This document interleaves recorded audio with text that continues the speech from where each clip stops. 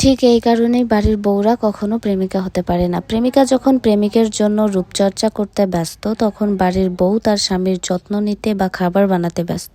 পরিবারের সবার কেয়ার করতে করতে কখন যে সে নিজের কথা ভুলে যায় সে নিজেও জানে না।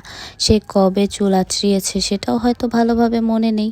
দিন শেষে গন্ধযুক্ত পোশাক পরিধানে তার দিন কাটে। পারফিউম কী জিনিস সেটা বোঝার মতো সুযোগ সময় কোনোটাই হয় না। অথচ একটাই আফসোস কি জানেন, যার জন্য এত আয়োজন সেই দিন শেষে তার গন্ধযুক্ত চেহারা দেখে ভ্রু কুঁচকায়। কাটাপোড়া শরীরে সে কোমলতা খুঁজে পায় না। কি অদ্ভুত না এদের গল্পটা! হ্যাঁ, কিন্তু এটাই বাস্তব। আমরা স্ত্রী নামক যে নারীটা কষ্ট পাই সেটা সে কখনোই বোঝে না। তারা বোঝার চেষ্টাই করে না। বোঝার চেষ্টা করার মতো সময় হয়তো বা তাদের নেই। কিন্তু হ্যাঁ, সব কিছু মেনে নিয়ে জীবনটাকে এগিয়ে নিয়ে যেতে হয়। এটাই বাস্তব। বাস্তবতা সবাইকে মেনে নিতে হয়। একটা সময় পর দেখা যায় সহ্য করতে করতে সব কিছুই সয়ে যায়।